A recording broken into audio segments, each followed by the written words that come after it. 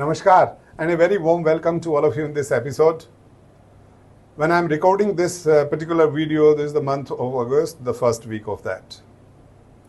और अगस्त का जो महीना है हम भारतीयों के लिए बहुत ही महत्वपूर्ण है। पूरा साल बहुत महत्वपूर्ण है, लेकिन जब मैं बात करता हूँ आज़ादी की, जो हमारे वीर पुरुष हमारी आज़ादी के लिए लड़े, तो लगता है कि अगस्त का तो एक अलग ही महत्व है। 15 अगस्त तो है ही है, जो हमारा स्वतंत्रता दिवस है, बट इसके साथ साथ में 7 August is also very important day. ये स्वदेशी मूवमेंट का दिन है। ये कलकत्ता में एक डिसीजन लिया गया था कि हम जो ब्रिटिशर्स हैं उनके बनाए हुए जो कपड़े हैं वो हम उनका त्याग करेंगे, हम अपने स्वदेशी बने हुए जो है कपड़े हैं वही पहनेंगे। और नेशनल हैंडलूम डे के रूप में इस दिन को मनाते हैं हम लोग 7 अगस्त 1905।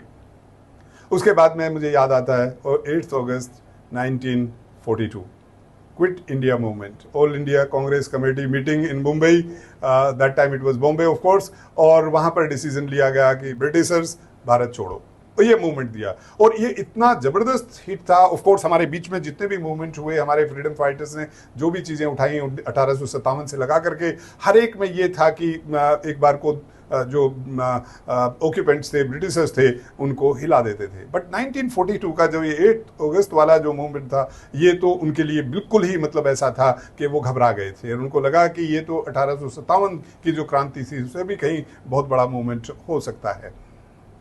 इसके बाद में 15 अगस्त 1947, अब देखिए उस दिन भारत ने आज़ादी की सांस ली और इतने सालों की गुलामी के बाद हम अपने देश के वो फ्री नागरिक हुए जो अपनी बात अपनी सरकार को, अपने आप को, दुनिया को बड़ी कॉन्फिडेंटली कह सकते थे।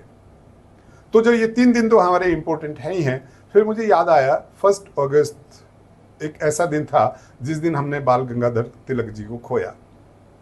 तो याद आता है कि जब वो 1856 में उनका जन्म हुआ था, 1880 में 24 या 25 साल के थे, कुछ दोस्तों के साथ मिलकर के उन्होंने एक स्कूल की स्थापना की थी मुंबई में, बॉम्बे में, मतलब दैट टाइम।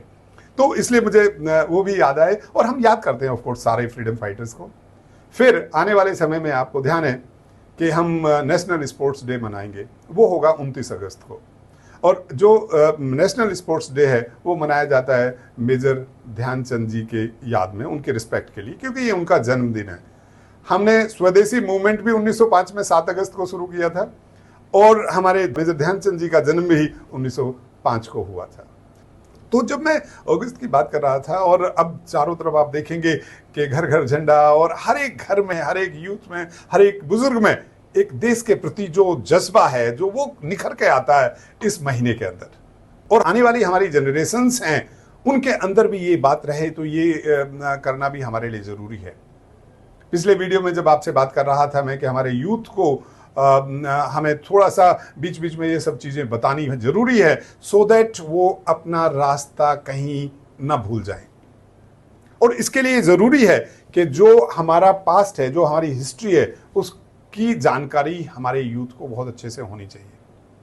मैं हमेशा पेरेंट्स से जब भी बात करता हूँ, हमेशा एक बात ज़रूर कहता हूँ कि आप आज जिस स्थिति में हैं, you might be doing very well today, but there would have been past where you, your parents, your grandparents or somebody else in the family would have struggled to reach where you are today. और जो उस चीज को जानता है कि यहां तक पहुंचने में कितना स्ट्रगल हुआ, वो उस स्ट्रगल को अप्रिशिएट करता है। जो आज आपके पास है उसको अप्रिशिएट करता है। लेकिन अगर उसको ये नहीं पता कि ये स्ट्रगल कितनी ज्यादा थी, तो फिर वो अप्रिसिएशन आ नहीं सकता। ये तो किसी के साथ भी होगा, ये मेरे साथ भी होगा, ये बच्चों के साथ भी होगा, ये यूथ के साथ भी होगा। तो इसलिए ये हमारी रिस्पॉन्सिबिलिटी बन जाती है कि हम अपने बच्चों को जितनी कठिनाइयां हमने अपने फ्रीडम को प्राप्त करने में ली, वो जाने उस बात को। और यही कारण है, ये हम सिर्फ एक सेलिब्रेशन नहीं है 15 अगस्त, ये ट्रिब्यूट है, वो याद है, ये अपने देशवासियों के लिए, अपने पूर्वजों के लिए, जिन्होंने सब कुछ न्यौछावर कर दिया देश को स्वतंत्र कराने के लिए।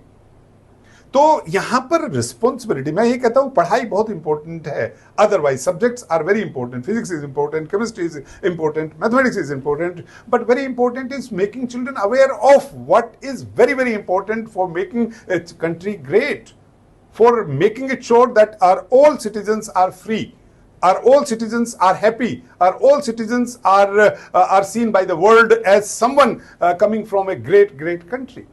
और इसके लिए हमारे बच्चों को इतिहास का ज्ञान, अब वो इतिहास का ज्ञान खाली इतिहास की क्लास में तो हो नहीं सकता, उसके लिए हमें बहुत सारे हमारे सांस्कृतिक कार्यक्रम स्कूलों में होते हैं, और अब से पहले तो बहुत ज़्यादा होते थे, अब थोड़ा सा बहुत सारे और काम स्कूलों के ऊपर आ गए, मुझे नहीं पता आप कितना सब लोग करते हैं, लेकिन अभी भी बहुत सारे स्कूल्स ऐसे हैं जहाँ की कल्चरल इवेंट कोई भी होगी उसके पीछे बहुत पायस उद्देश्य होता है। तो अगर मैं जिस स्कूल में मैं काम करता हूँ उसकी बात करूँ तो यहाँ पर वार्षिकोत्सव सिर्फ एक ये नहीं हुआ कि भाई बच्चों को एक एक्टिंग का मौका मिल गया है, या वो तो एक पार्ट है, बट उसके साथ साथ बच्चों को सीखने को क्या मिला। The thing which they cannot learn in the classroom can learn outside the classroom, rather they can learn more outside the classroom than what they learn in the classroom. तो उसके लिए जो सांस्कृतिक कार्यक्रम, जो वार्षिकोत्सव या ग्रैंड पेरेंट्स डे या संस्कार दिवस जो भी ये कराया जाता है, उसके पीछे थीम होती है और उसमें बच्चों को बहुत इन्वॉल्व करा जाता है। तो जब मैं आपसे ये बात कर रहा हूँ मुझे अचानक से याद आता है 2018 का annual day of this school, और जो संग्राम उसका नाम दिया गया था कि किस तरह से हमारे फ्रीडम फाइटर्स ने लड़ाई लड़ी ऑलमोस्ट 200 साल तक to get this country free. तो वो करीब 1.5 पौने 2 घंटे के प्रोग्राम में दिखाया गया था, उसका लिंक मैं जरूर आपको शेयर कर दूंगा, उसको देखिएगा जब आपको मौका मिले, लेकिन उसकी कुछ झलकियां मैं आपको जरूर शेयर करना चाहूंगा। और जब मैं आपसे बात कर रहा था कि बच्चों को अगर हम बताएंगे तो बच्चे डेफिनेटली हमारे समझते हैं, हमारे बच्चे बड़े समझदार हैं और अच्छी बातें समझने के लिए भी तत्पर हैं। कई बार हम कह देते हैं कि नहीं सोशल मीडिया ये मीडिया वो, ठीक है, अरे जब वहां अच्छी चीज भी सोशल मीडिया पे हमारे बच्चों को मिलती है वो सीखते हैं उससे, और अगर हम उनको डायरेक्टली सिखाएंगे मतलब not necessarily through social media, तो बहुत आसान हो जाएगा उनके लिए सीखना। तो जब ये प्ले किया गया तो जो डायरेक्टर प्रोड्यूसर थी उन्होंने एक मैसेज दिया था in the beginning of the play, और उस मैसेज को आप जरा ध्यान से सुनिएगा। वार्षिकोत्सव की श्रृंखला में जो प्रस्तुति लेकर आज हम आपके समक्ष उपस्थित हुए हैं वह कोई मात्र मनोरंजन या संदेश भर नहीं है। यह प्रस्तुति सच्चे मन से अपने राष्ट्र, अपने देश के प्रति सच्ची अनुभूति एवं प्रेम की अभिव्यक्ति है। काल्पनिक संसार में विचरण करने वाले आज के बालकों एवं युवाओं को यह अनुभूति कराना है कि देश एवं देश प्रेम ही हमारे अस्तित्व की वास्तविक पहचान है। जैसे संयुक्त परिवार के लिए परिवार के हर सदस्य को कुछ त्याग करना होता है, तभी सामूहिक खुशियों को स्थान मिलता है, ठीक वैसे ही देश के करोड़ों लोगों के जीवन में खुशियां लाने के लिए लाखों लोगों ने कुर्बानी दी, जिससे सभी आज़ादी की सांस लेकर खुशी से जीवन व्यतीत कर रहे हैं। आज की जो गाथा आपके सम्मुख प्रस्तुत की जा रही है वह गाथा गुलाम हिंदुस्तान में जन्मे आज़ाद हिंदुस्तानियों की है। ये गाथा है सैकड़ों वर्षों के संघर्ष की। ये गाथा है उन निस्वार्थ जाबाजों की जिन्होंने अपने प्राणों की बाजी लगाकर देश के करोड़ों लोगों के जीवन में खुशियों का संसार रचा। शहादत कुछ नहीं मांगती, मांगती है तो सिर्फ समय। हमारा मकसद भी सिर्फ इतना है कि हम अपने बच्चों को उन शहीदों की शहादत से रूबरू कराएं, जिससे कि वे आज़ादी का मूल्य जान सकें, उनके अंदर भी देश प्रेम का बीजारोपण हो और वे अपनी प्रगति, अपनी उन्नति का आधार देश की उन्नति और देश की प्रगति को ध्यान में रखकर करें। विद्यालयी स्तर पर इस तरह की प्रस्तुति बहुत चुनौतीपूर्ण होती है, फिर भी सभी ने इस चुनौती को स्वीकार कर अथक परिश्रम किया है। इतिहास, चलचित्र एवं विद्वानों से चर्चा कर 200 वर्षों की एक छोटी सी झलक लेकर आपके सामने आए हैं और बच्चों द्वारा किए गए एक अद्भुत प्रयास का आनंद लें। तो आइए देखते हैं दिल्ली पब्लिक स्कूल के विद्यार्थियों द्वारा राष्ट्र को पुष्पांजलि संग्राम। अभी देखिए जो आपने मैसेज सुना, इस मैसेज में वो बातें इतनी आसानी के साथ और बहुत इफेक्टिव तरीके से बच्चों को कहला दी, और मैं आपको बताऊं इसका बच्चों के ऊपर बहुत असर पड़ा था। मैं आपको अपना पर्सनल एक्सपीरियंस बता रहा हूं कि व्हेन दो children were preparing for this play to be staged on the final day for about maybe 20 days, 25 days they had practiced or maybe about a month, और बच्चे इतना इन्वॉल्व हो गए थे उसके अंदर कि बहुत सारे चीजें उन्होंने अपनी तरफ से सजेस्ट करके ऐड की। उनमें एक थी कोरियोग्राफी। जो एक गाना गाया गया देशभक्ति के गाने, हम सब लोग मतलब हमारे रोंगटे खड़े हो जाते हैं जब अपने देशभक्ति के गाने हम लोग सुनते हैं। उन बच्चों ने उन देशभक्ति के गानों को लिया और उसके ऊपर खुद ने एक कोरियोग्राफी तैयार की। और ये कोरियोग्राफी वो इसलिए इतनी अच्छी कर पाए क्योंकि they had become absolutely aware of what is the importance of being free. और अब ये बच्चों के डांस में आपको दिखेगा। जन्मभूमि है पावन भूमि, बन जाएं इसके संरक्षक। संघर्ष से जो मिली स्वतंत्रता, उसका हम सम्मान करें। विश्व पटल पर लहरे परचम, हम कुछ ऐसा काम करें। जननी जन्मभूमिश्च, आओ इसे प्रणाम करें, आओ इसे प्रणाम करें।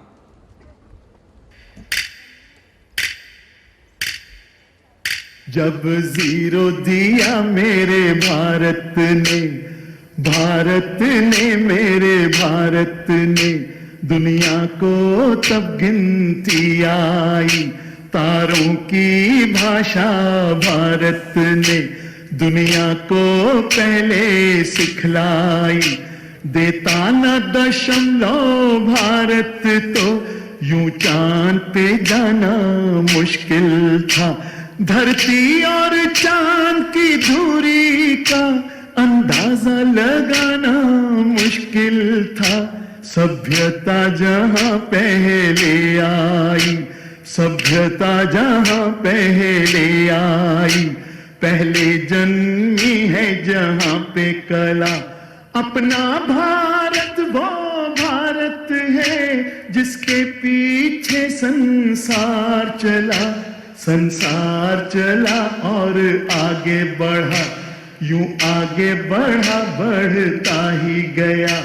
भगवान करे ये और बढ़े, बढ़ता ही रहे और फूले फले, बढ़ता ही रहे और फूले फले। देखिए ये कोरियोग्राफी देख करके मेरे फिर रोंगटे खड़े हो रहे हैं कि कितना हमारे बच्चों के अंदर टैलेंट है। अब बात वही है कि ये हमें अपॉर्चुनिटीज मैक्सिमम बच्चों को देनी है, because it may not be possible for every school to involve every child in an annual day.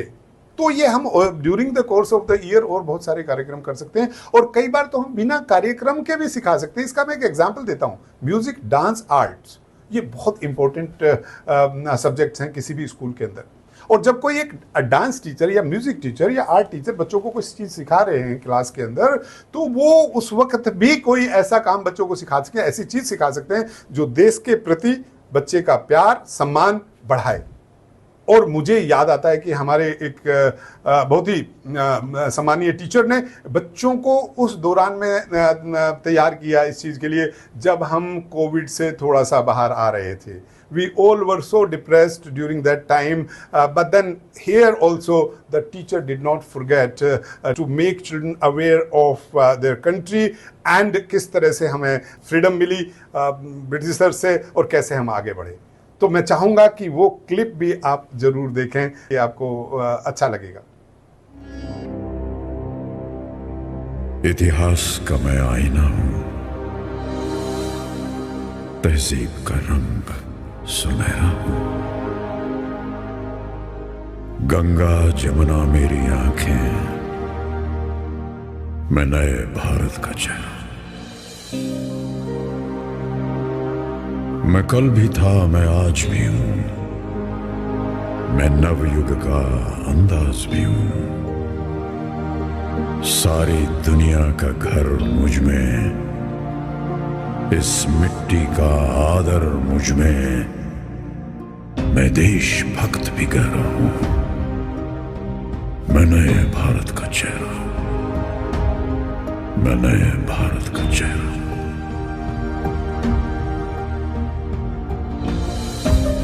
मैं बेटी की मुस्कान में हूं, मैं नारी के सम्मान में हूं।